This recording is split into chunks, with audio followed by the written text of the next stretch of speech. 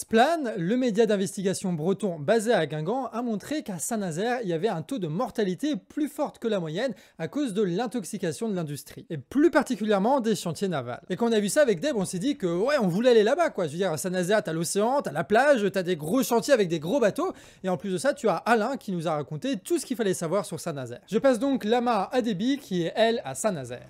Bon, alors aujourd'hui on est à Saint-Nazaire et il y a un énorme serpent de mer géant, voilà. C'est un des restes de la préhistoire à Saint-Nazaire, n'est-ce pas? Bien, Alain, bien voilà. sûr, bien Avec sûr. qui on est, qui est spécialiste en paléontologie, pas du tout. Réputé mondial même. Qui est... Ouvrier chaudronnier sur les chantiers que vous voyez en face, il y a un certain nombre d'ateliers, donc les chantiers de l'Atlantique à Saint-Nazaire. Et du coup, Alain va nous faire le tour un peu en voiture de tout ça, il va nous expliquer les grèves qui se sont passées, comment on bosse ici, comment on vit ici. Suivez le guide, donc je redis, moi Alain, militant communiste révolutionnaire et militant syndical aussi. En avant. Dans la voiture, Debbie elle a posé des questions sur la ville de Saint-Nazaire et sur la vie des travailleurs qui bossent dans les chantiers. Il y a un front de mer qui fut bourgeois. On va voir, il y a de la pierre de taille de la vraie, quoi, je veux dire. D'ailleurs, où une partie des cadres dirigeants des chantiers vivent, parce que quand même... mais c'est tout ce qu'il y a, tout le reste, c'est vraiment comment... c'est ouvrier ou employé d'une sous-préfecture de province. Mais avec des sites industriels très gros, comme les chantiers de l'Atlantique, 12 000 salariés de la maison mère et sous-traitants sur le site, et Airbus, donc avec une usine de 5 000 et une de 2 000, je crois. Et donc devant nous, donc l'entrée principale des chantiers, ce qu'on appelle le terre-plein de Pinouette, avec la cabane qui a un petit ruban bleu, là si tu peux la filmer, qui est la cabane des gardiens. Et c'est là que traditionnellement ont lieu les meetings et les rassemblements sur les grèves. Et les orateurs, pas seulement syndicaux, se perchent sur ce bâtiment. Là, ce qu'on voit, c'est la débauche des bureaux d'études, qui travaillent dans un bâtiment, le grand bâtiment, si tu peux lever la caméra. Et donc là c'est les cadres. Techniciens. Techniciens. Surtout techniciens, parce que chaque bateau est redessiné, la coque, la forme, le passage des câbles, le passage des tuyaux, les moteurs. Donc tout ça, c'est des études techniques assez pointues.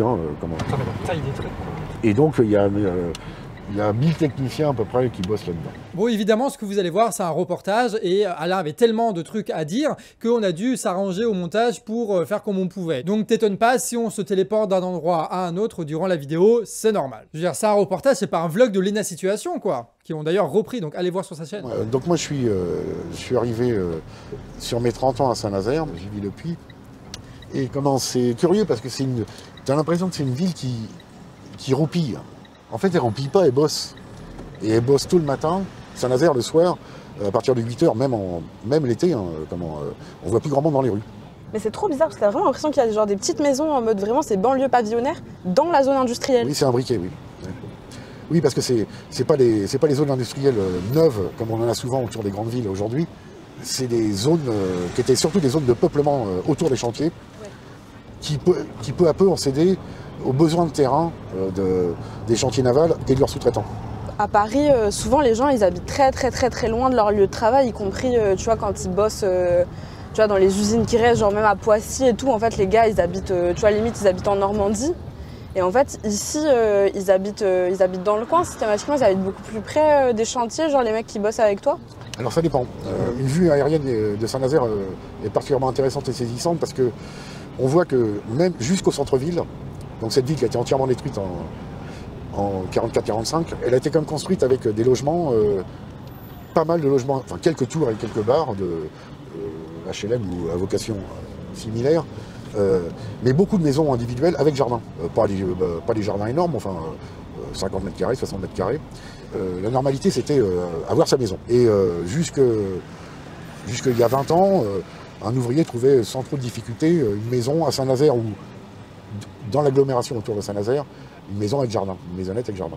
La ville a grossi, il y a eu, à la fois parce que l'aéronautique a pas mal recruté, les chantiers aussi bien sûr un peu, et puis il y a aussi donc le phénomène de la ceinture du soleil où les retraités viennent, avec un peu de moyens, viennent passer leur retraite au bord de la mer et au soleil. Et donc ça pose un problème effectivement d'augmentation du prix des maisons, des loyers ou à l'achat. Et donc de plus en plus, donc, les ouvriers et les jeunes qui s'installent en particulier s'éloignent. Et ça, c'est pas un détail. Alain, il montre comment les logements conditionne nos pratiques. Genre, mets des maisons individuelles partout, les gens ne se rencontrent pas, restent chez eux, et ça provoque forcément des comportements individualistes. Mais les gens ne sont pas individualistes, tu vois. Alain, il n'est pas individualiste, je suis sûr que toi, tu n'es pas individualiste, mais juste la disposition des logements crée ce comportement. Donc il y a vraiment un enjeu pour nos dirigeants de façonner nos milieux de vie pour nous faire influencer dans tel ou tel comportement. Tu sais, c'est un peu comme après mai 68 où ils ont commencé à mettre des universités sur la périphérie des villes et plus dans les centres-villes pour éviter les grosses manifestations. Et tu as aussi plein d'exemples dans les cités qu'on verra dans un autre épisode de cette série de vidéos, parce que oui, c'est une série de vidéos, voilà.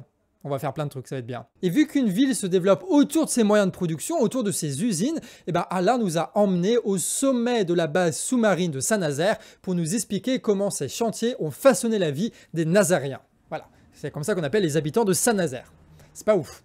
Après, Gargampais, c'est pas ouf non plus, donc je vais rien dire. Bah alors, du coup, il m'étonne. D'habitude, il parle beaucoup, là, j'ai à peine entendu sa voix.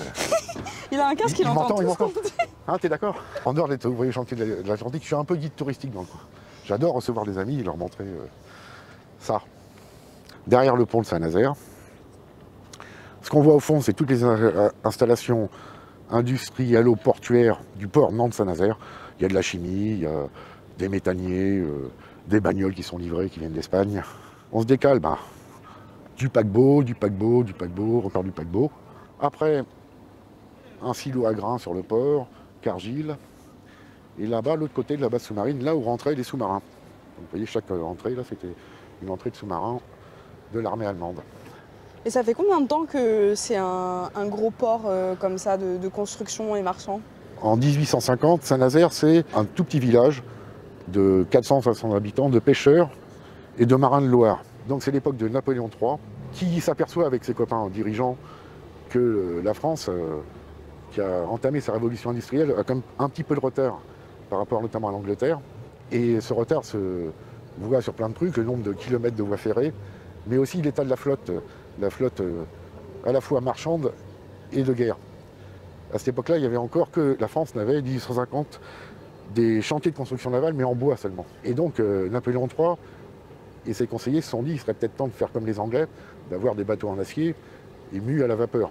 Et donc c'est une volonté politique de Napoléon III, soutenue par les milieux d'affaires français, notamment les frères Pereire, qui sont des banquiers célèbres de l'époque, puisque c'est eux notamment qui sont à l'origine du percement des grands boulevards à Paris et de la spéculation qui est autour, qui ont décidé de créer ici, à partir de rien, donc un chantier naval moderne.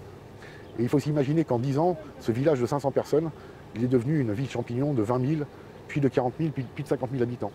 Et depuis ce temps-là, avec des hauts et des bas, donc il y a une construction navale qui s'est faite et qui a constitué en fait le cœur de la ville, enfin, qui est le cœur, le poumon, enfin tout quoi. Je veux dire, sans les chantiers navals, il n'y aurait pas cette ville, il y aurait un village. Et qui venait travailler en fait? Parce que du coup, il fallait bien de la main-d'œuvre. Il la faisait venir d'où cette main-d'œuvre-là? C'est vrai que la main-d'œuvre locale ne suffisait absolument pas.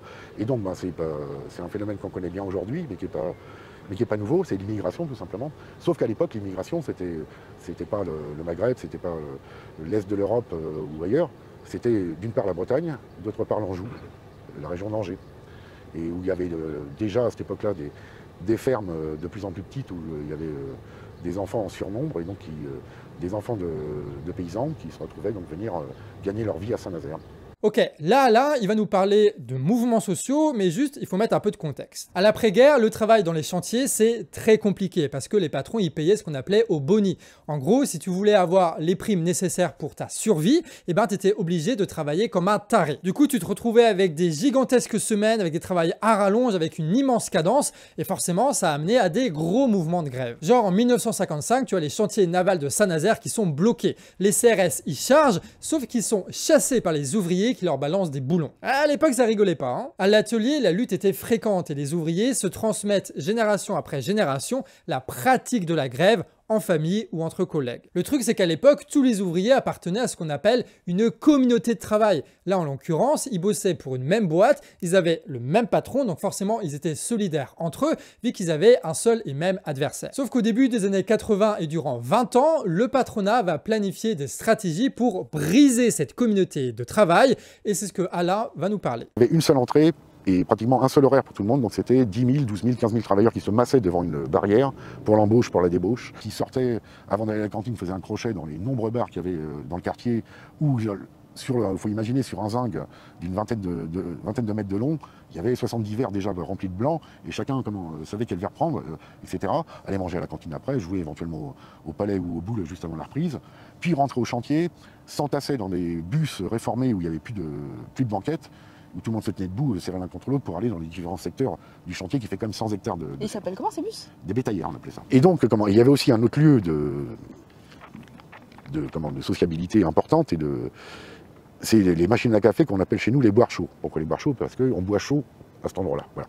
Donc, et là, notamment sur les navires en construction, il faut s'imaginer sur les ponts élevés du navire, bon là il est presque fini, mais sur le pont supérieur, une vulgaire cabane, un gros tuyau d'eau pourri qui arrive, un branchement électrique qui pend le long du quai et qui distribue de l'eau chaude, et tu as plusieurs centaines de gars et de filles, enfin surtout de gars à l'époque, des filles il y en a plus maintenant, il y en avait peu à l'époque, qui viennent à la même heure boire leur café. Évidemment, les nouvelles de ce qui se passe en bien ou en pas bien s'échangent vite, et nombreux sont les débrayages qui sont partis de ces fameux boires chauds.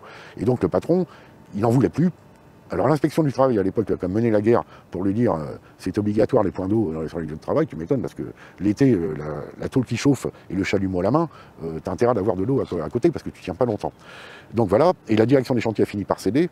Il y a mis un peu le prix quand même si bien sûr elle s'est pas ruinée.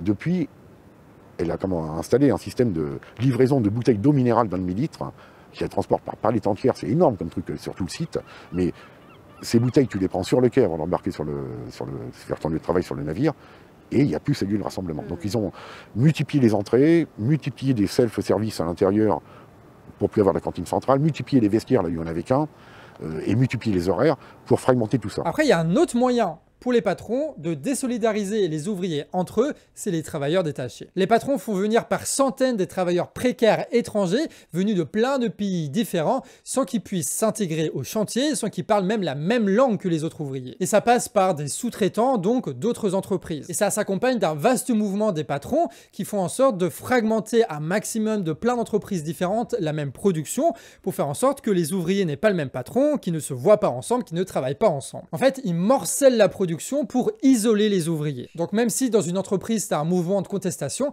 et ben en fait ça ne contamine pas forcément le reste de la production. Ce qui fait que tu as juste à peut-être augmenter un petit peu les salaires de 1% des salariés, tu vois, pour terminer un mouvement de grève. Ça c'est une des astuces que le patronat a trouvé pour lutter contre les grèves. La direction des chantiers, bien maligne d'ailleurs, n'a jamais, elle, contracté directement avec une boîte détachée, de travailleurs détachés. Parce que elle sait que dans ces cas-là, en cas de problème, ça lui remonte directement à elle. Et donc, elle a toujours utilisé des entreprises sous-traitants de rang 1, de rang 2, de rang 3, de rang 4. Alors, plus tu descends, c'est comme les grottes, hein, plus tu es profond, plus c'est humide, plus c'est merveilleux. Donc, ce qu'il y a, c'est qu'à chaque fois, tu as un fusible, un amortisseur. C'est pas moi, c'est l'autre. Et du coup, ce système organisé par la direction des chantiers, il n'arrive jamais, on le sait, mais ne serait-ce que juridiquement, il n'a jamais réussi à remonter jusqu'à eux, alors que c'est eux qui sont organisateurs, initiateurs et organisateurs du phénomène.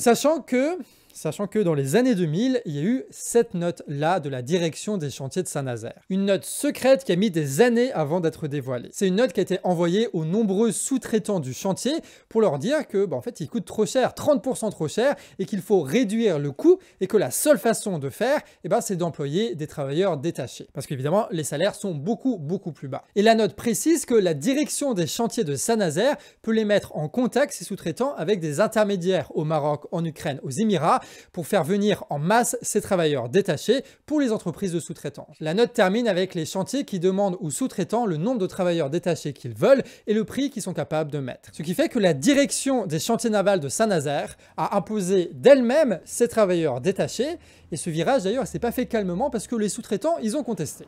Donc les chantiers bien décidés disent c'est 30% moins cher que la dernière fois, point c'est tout. Les patrons sous-traitants, malgré leur concurrence entre eux, se mettent d'accord et disent non. C'est pas possible, on veut pas. Et là apparaît un nouveau.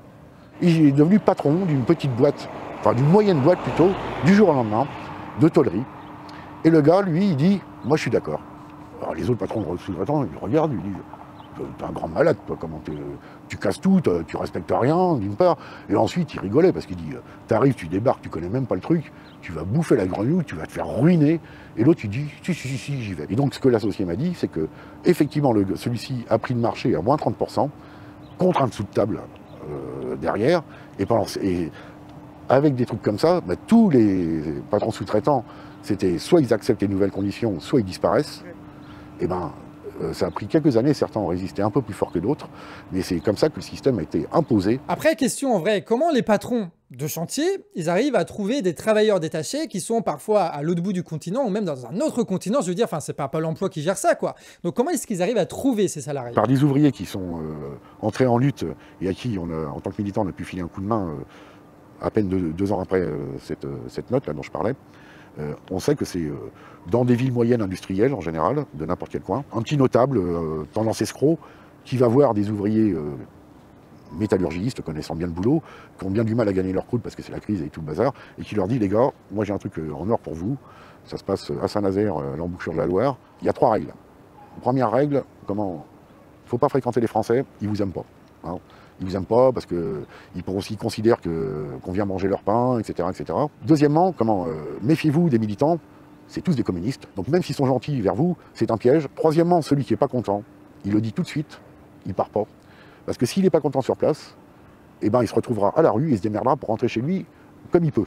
C'était à peu près le contrat qu'un ouvrier roumain pouvait avoir en Roumanie. Ah oui, donc ils étaient payés sur les salaires roumains. Alors, en fait, c'est variable. Certains, comme étaient payés un peu plus cher que le salaire roumain, ne serait-ce que pour les motiver que de sortir de leur pays et de séparer de leur famille et de leur milieu. Voilà. Donc, je peux citer à l'époque, pour un SMIC à 1000 balles, enfin l'équivalent de 1000 euros plutôt, il devait toucher dans les 600 pour certains. Tant que le contrat moral entre les ouvriers détachés et leur patron tenait, c'est-à-dire qu'ils avaient leur paye et qu'ils pouvaient envoyer le pognon dans leur pays, parce que c'est des gens qui, à cette époque-là en tout cas, n'envisageaient pas de s'installer. Ils venaient faire une mission de plusieurs mois, voire d'un an, envoyer le maximum de pognon à leur famille, eux serrer la ceinture ici, et puis voilà quoi. Donc parce qu'on sait jamais, on sait pas combien de temps ça va durer. Et puis il s'est trouvé quand même que, parce que la direction des chantiers, qui est bien sûr des discours moraux plein la bouche, qui est une très mauvaise payeuse, notamment par rapport aux sous-traitants, et qui à l'époque allait jusqu'à 3-4 mois après les travaux pour payer les sous-traitants. Le petit notable de province d'Espagne ou d'ailleurs, lui, il n'avait pas de trésorerie. Alors c'est un escroc quand même, je ne pardonne pas. Mais au bout de 3-4 mois où il ne touche rien des chantiers, il faut qu'il paye les salaires, il y a un problème, donc il ne paye plus. Et là, donc c'est à ce moment-là, quand ce contrat moral, c'est-à-dire quand même, on s'était entendu, tu me payes tant, et puis voilà, et cassé qu'on a vu effectivement des grèves importantes de travailleurs étrangers. Les premiers, c'était les Grecs.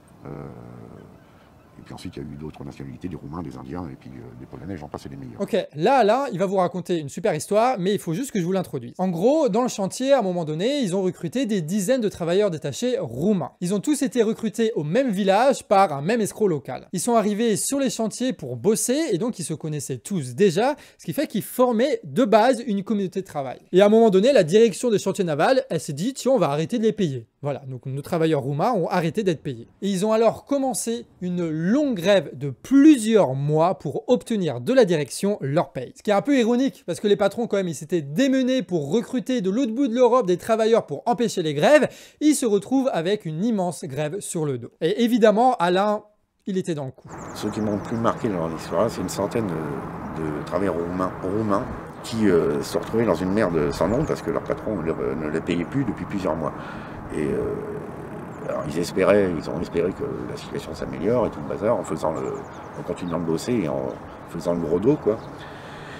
En tapant sur leurs économies de leur pays d'origine, donc c'est-à-dire tout le contraire de pourquoi ils étaient venus quand même. Ils sont arrivés début juillet au local syndical. Et ils expliquent et ils disent, on ne vient pas vous dire qu'on est payé en dessous du droit français, on vient vous dire qu'on n'est pas payé du tout. On peut attendre encore un peu parce que le patron nous a promis ci, etc. Et puis on n'est pas tous d'accord pour partir en grève tout de suite. Donc on préfère attendre et être plus nombreux, enfin même être unanime. Et il y avait un truc un peu à la con, c'est que ils venaient et les chantiers au mois de juillet, ça se vide et surtout, ça se vide du personnel fixe, quoi, je veux dire, pendant un mois, quoi, je veux dire. Et moi compris, donc tout emmerdé, t'es là, tu me dis, bah oui, tu as quelques projets de vacances, parfois oui. Et j'ai dit, bon, on va essayer de trouver un truc. Non, aller en vacances, c'est pas grave. C'est pas facile comme truc. On verra après. La date fixée où les chantiers ouvraient, en général, enfin eux ils restaient, mais ouvraient pour les ouvriers sédentaires, on va dire. Ils sont là, et ils disent, ça y est, on est tous là, on est prêts à faire la grève. Et j'ai appris après quand même que ça faisait depuis 3 jours, ils allaient au boulot sans bouffer. Ah ouais. Et des journées de 10 heures. Quand même. Bon, ils ont fini par obtenir le paiement de leur salaire. Ah, tiens, je veux pas délayer la sauce, mais une scène de dingue. Comment, avec un soir, 22 heures au centre-ville de Saint-Nazaire, dans le foyer logement qu'ils habitaient. Tout ça, donc, sous l'égide du sous-préfet et du patron des chantiers et du sous-traitant de rang 1 qui utilisait le sous-traitant de rang 2 et de rang 3. Et donc, autour du foyer, là, toutes les rues barrées, des bagnoles de flics, les flics en gilet pare-balles et fusil d'assaut, tout barré, et un camion de la Brinks qui arrive. Ah ouais. Et le camion de la Brinks, avec des bifetons, évidemment, il fallait payer à ce moment-là quelque chose comme 4, 5, 6 mois de salaire à 100 bonhommes, donc même mal payé, ça commence à faire du pognon. Mais personne n'a filmé ça, c'est vraiment dommage, parce que c'est du western, comme je dis. Alors, on l'a vu, les travailleurs détachés, ils réduisent les liens sociaux entre les travailleurs. Et surtout, même politiquement, ça va être repris par les patrons parce que ça permet de monter les ouvriers les uns contre les autres. Et ça, grâce à une invention incroyable qui s'appelle le racisme, tu vois. Donc, en gros, au lieu de dire que c'est les patrons qui les exploitent et qui a recruté tout ça pour les mettre en concurrence ou je sais pas quoi, eh ben, il y a juste des gens qui disent « c'est la faute des Ukrainiens, ils ont volé le travail », tu vois. Au lieu d'être unis ensemble contre leurs patrons, les ouvriers sont divisés entre eux. Ce qui fragilise évidemment les mouvements de grève. Donc là, c'est double bénéfice pour le patronat s'ils arrivent à bien utiliser et manipuler tout le monde. Et dans le même temps, ces travailleurs détachés, des fois ils arrivent à s'intégrer, des fois non, mais en tout cas, ils appartiennent de fait à une autre communauté de travail, une communauté de travail composée des travailleurs détachés qui parlent la même langue, qui mangent la même bouffe ou qui ont la même culture. Donc là, je vous ai parlé donc du quartier de Pinouette, et donc ces cafés qui ont pratiquement tous disparu, et révélateur, maintenant, c'est des cafés par nationalité pratiquement. Il y a un café hispanique, je dis hispanique parce qu'il y a pas mal d'ouvriers d'Amérique du Sud aussi. Il y a un café plutôt italien. Alors, c'est pas exclusif, hein, tout le monde a le droit de venir et boire un coup ou manger. Hein. Mais disons, c'est quand même des points de rassemblement pour les travailleurs détachés qui retrouvent les gens qui parlent la même langue qu'eux. Voilà. C'est pour ça qu'il y avait un drapeau ukrainien tout à l'heure. Alors, il y a un endroit où il y a une épicerie roumaine et une épicerie ukrainienne. Le truc s'appelle quand même Nostalgie. En russe aussi? En russe, c'est Nostalgia, c'est écrit là-bas. En conclusion, eh ben, c'était chouette, quoi. Je veux dire, il y avait la plage, il y avait des gros chantiers avec des gros bateaux, et il y avait surtout Alain qui nous a raconté sa ville, son taf et ses luttes. Et en vrai, ça manque, je trouve, ces trucs-là. Juste de se parler, ça manque, quoi. On le fait parfois en manifestation, mais si rarement. Et se parler, ça permet de se comprendre. Ça permet de savoir d'où on vient et comment on en est arrivé là, quoi. C'est pas rien. Ça permet de se refaire confiance, alors même que les patrons et l'État ont tout fait pour nous isoler, pour nous individualiser. Et puis surtout, ça permet de se débarrasser des préjugés, des prêts à penser balancés par la télévision là, et de créer des liens entre nous qui sont faits de nos vies, de notre travail et de nos expériences les plus fortes. Nous, on avait déjà ça en tête évidemment quand on allait voir Alain, mais quand on est reparti de Saint-Nazaire, on était encore plus convaincus qu'il faut absolument se parler, se comprendre. Et dans cette vidéo, on vous a transmis la parole de Alain et on a fait des analyses dessus. J'espère en tout cas que ça vous a été utile, au moins autant que ça a été utile pour nous. On a kiffé, j'espère que vous avez kiffé, et si c'est le cas, mets-le en commentaire, comme ça, peut-être qu'on le refera. Et si vous voulez qu'on continue de bosser et qu'on lance d'autres projets de la sorte plus ambitieux au Canard, vous pouvez aussi nous financer via des dons réguliers sur Tipeee. Au Canard, on est 100% indépendant, c'est ce qui nous permet de faire ce genre de format. On ne vit que par vos dons, donc n'hésitez pas à nous soutenir, tout est en description. Non, parce que si on a des sous pour prendre le train plus souvent, crois-moi qu'on le fera pour rencontrer encore plus de gens, de luttes, de villes différentes. Peut-être qu'on passera par chez toi aussi à un moment donné, hein. C'est pas, voilà, c'est possible. Hein. Et pensez à vous abonner aussi parce qu'il y a plein de vidéos qui sortent sur Canard Réfractaire, donc si tu découvres, t'inquiète que les autres formats, ils vont t'intéresser aussi. C'était Déby à la préparation, à l'interview et au montage. Des bisous et à une prochaine.